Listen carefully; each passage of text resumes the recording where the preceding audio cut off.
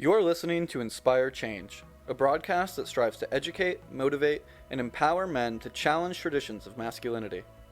To guide us through the intricacies and intersections of emotions, relationships, and male identity is renowned psychologist, author, and speaker Gunter. This is Inspire Change. Before I begin the actual podcast, I would like to respectfully acknowledge the Gadigal people of the Eora Nation, who are the traditional custodians of the land on which I work. I would also like to pay my respects to their elders past and present. Welcome everybody to another episode of Inspire Change. Now hopefully all of you who listened to the last episode on Parenting 101 found it inspiring, helpful, thought-provoking, but most of all, in a way, useful. And one of the things that I said was that I was going to take that podcast and dive a little deeper into it because I think it's very, very worthwhile focusing on this. And my intention is to do something similar when it comes to relationships, i.e. marriages or partnerships.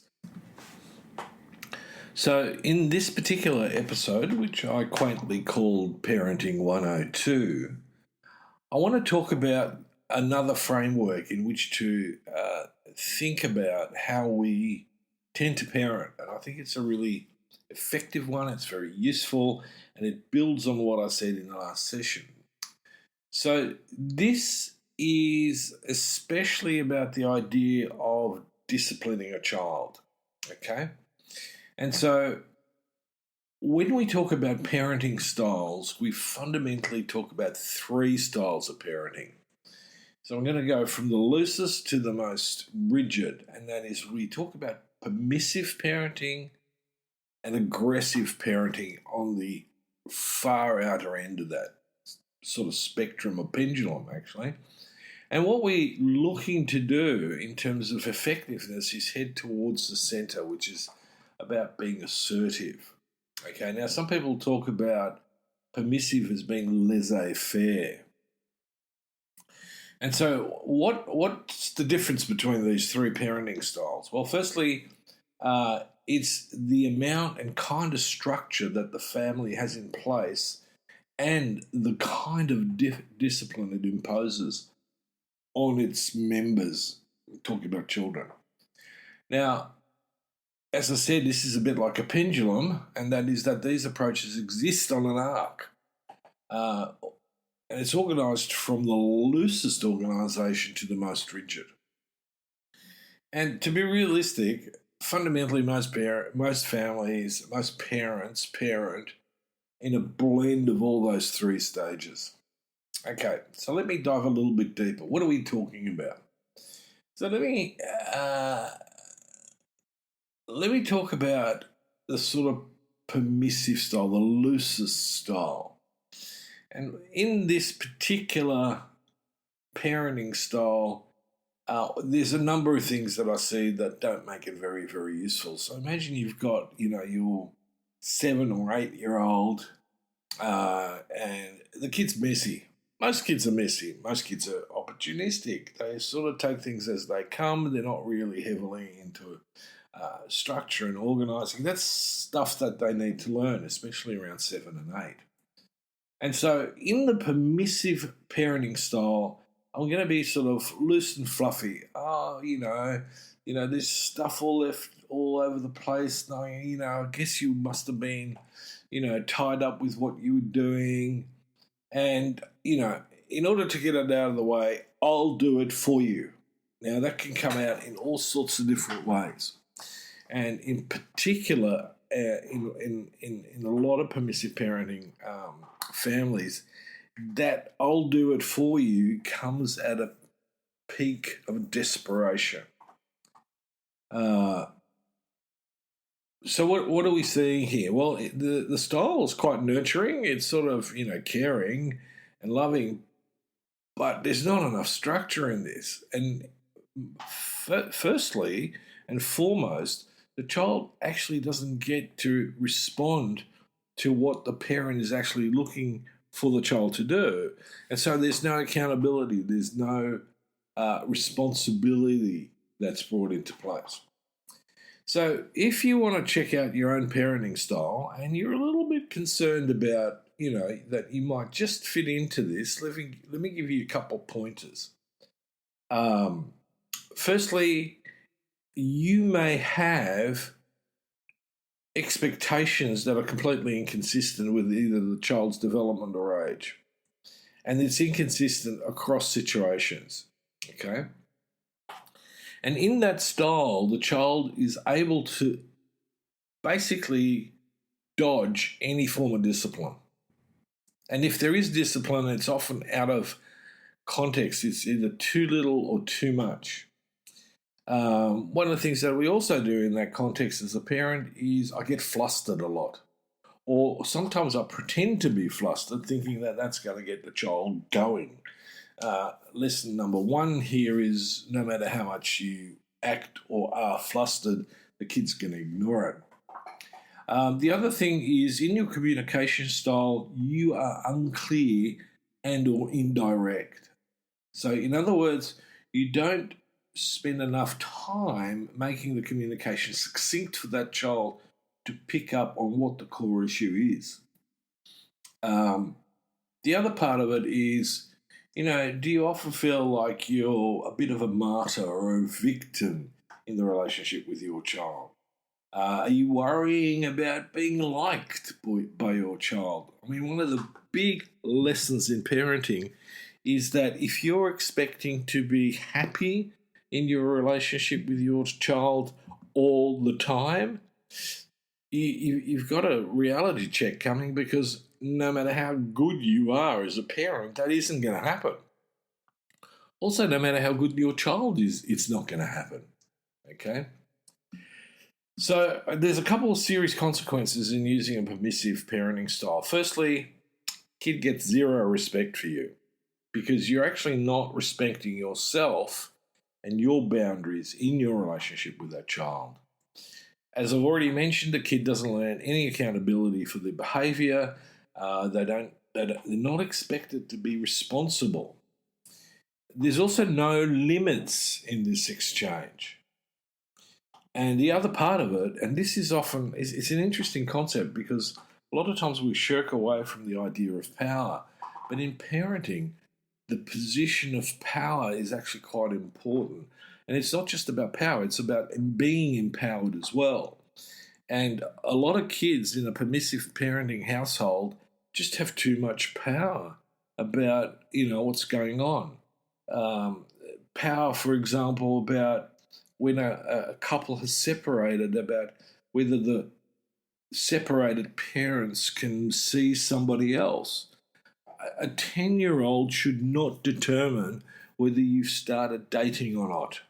Now, there's another fundamentally podcast involved in this because there's some, rules of thumb around that, which I talk to a lot of fathers about in how to do that effectively without actually creating a great deal of, insecurity in your child. But that's for another time. Is also not the child, she is also not really getting the message about the responsibility about daily chores. Okay, everybody in a family, which is a team fundamentally, has areas of accountability and responsibility. Now, part of that falls under the heading of cooperation. And the sooner we teach children to be cooperative, the better. Okay, so let me swing to the other side and let me talk about the aggressive or authoritarian parenting style. Now, this part of parenting has just got too much structure, too much power on the side of the parent. And, when I say too much power, it's the sort of power that comes from instilling fear in the child, all of which will ultimately have a significant emotional consequence on your child, and essentially negative consequences. Okay, so this is a family where I often see a lot of kids who are highly, highly anxious. In the permissive family, in the permissive parenting style family, The child is still anxious, but not necessarily in the same way. And so, one of the things that you're going to get in the authoritarian style of parenting is that you're going to be playing rope-a-dope, like I said in the last session, and that is the child learns to fight back.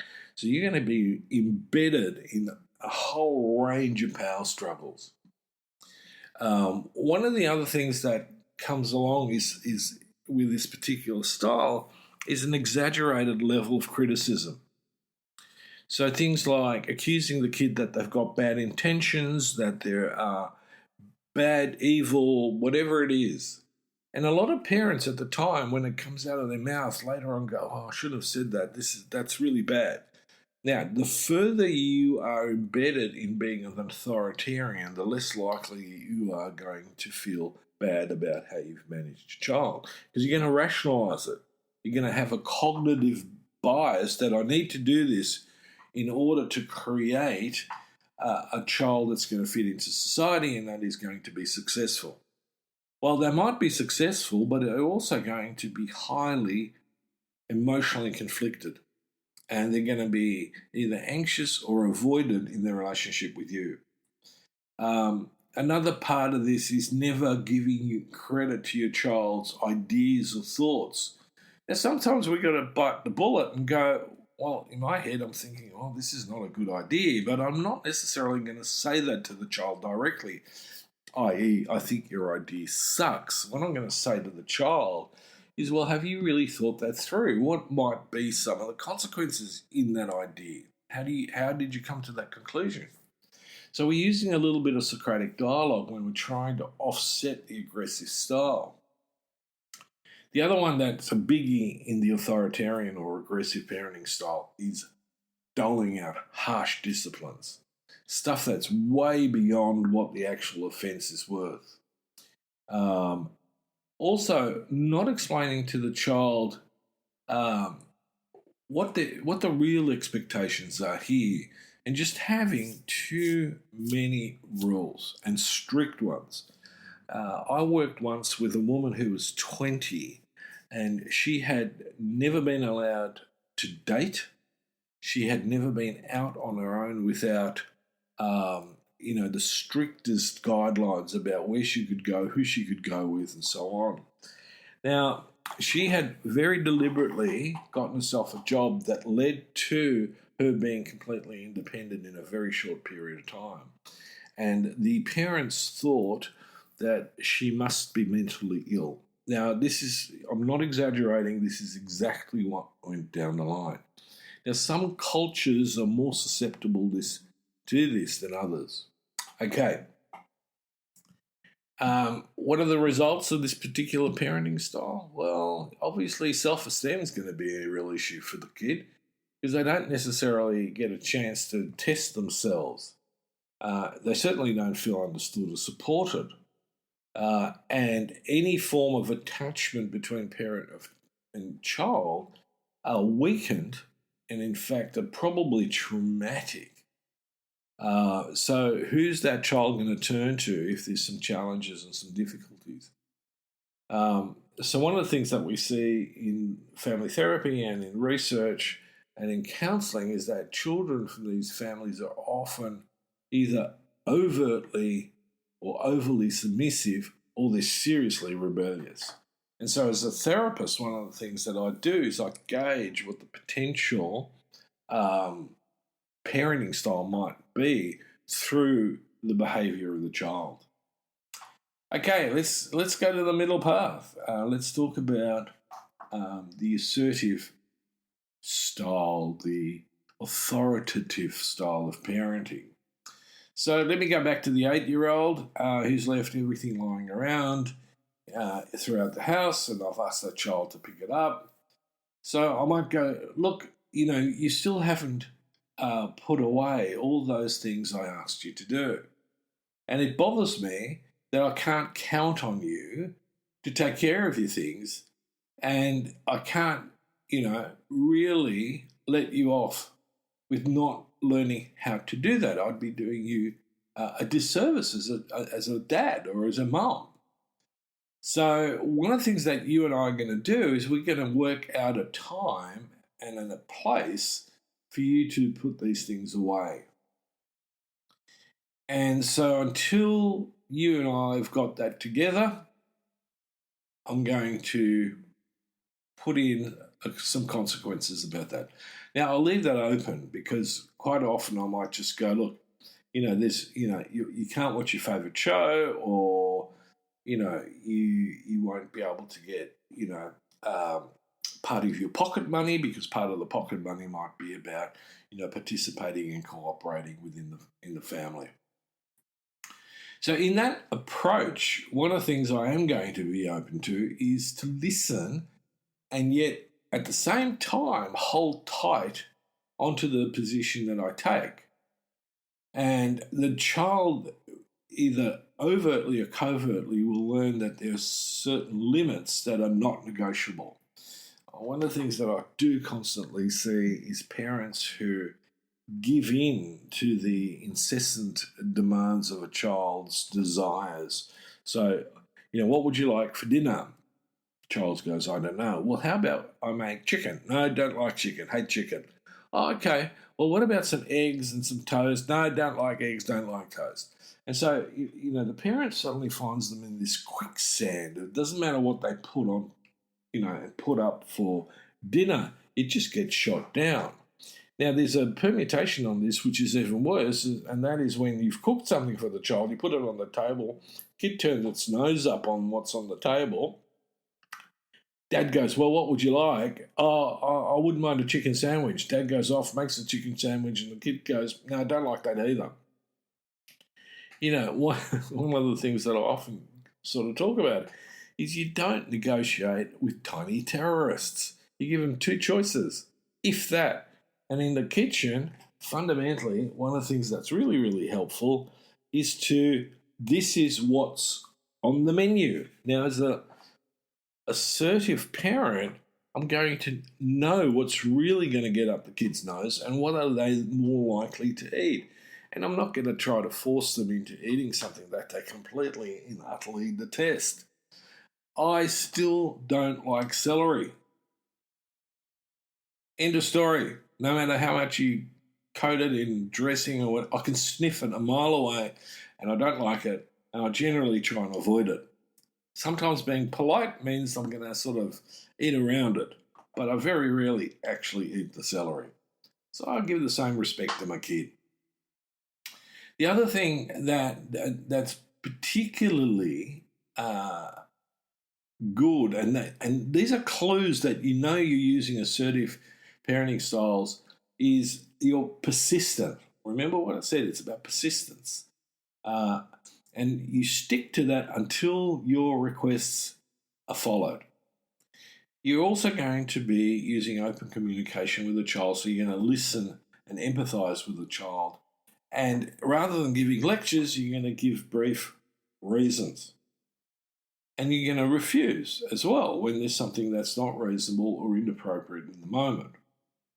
I'm also going to give the child feedback about what I'm feeling.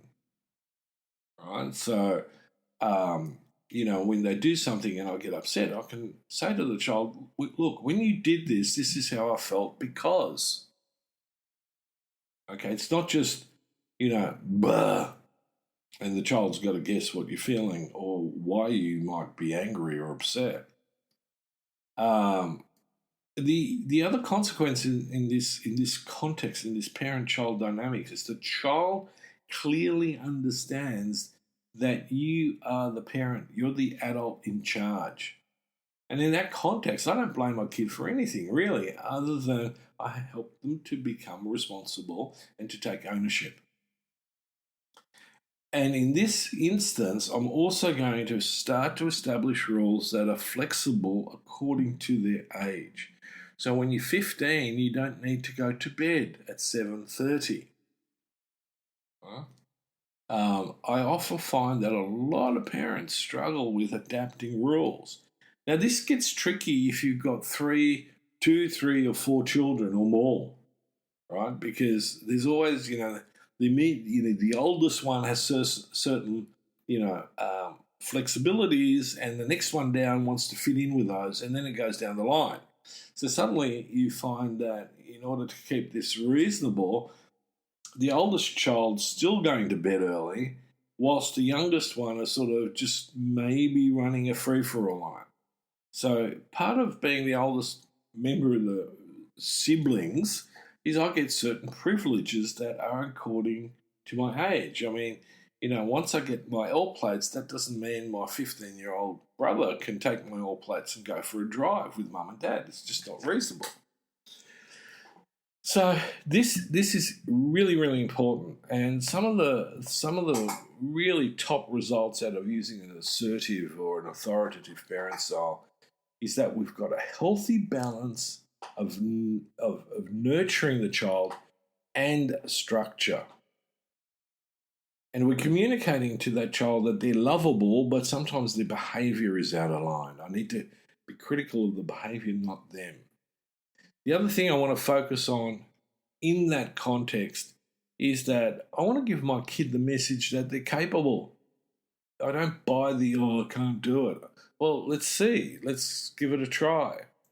And all of this builds a strong parent-child relationship wherein the child feels secure and safe and will come to you for support rather than shutting you down. All right, so a bit of a challenge until next time. Just check out where you think you might fall. And as always, if you want to get in touch with me, please do. My contact details available. I'm available also for coaching and counselling. And if you're in my vicinity, we could negotiate even going into therapy. So those details can be found on my contacts on the internet and through my business manager, Rebecca, who is available if you're in Sydney on 029999 0429. Until next time, this is me signing off. Thank you for listening to Inspire Change, a broadcast that strives to educate, motivate, and empower men to challenge traditions of masculinity. For more information on the Making Good Men Great movement, or for individual or group coaching sessions with Gunter, visit makinggoodmengreat.com. For inquiries regarding broadcast topics or appearing on the show, email Miranda at noirtainment.com. That's Miranda at NOIRTAINMENT.com.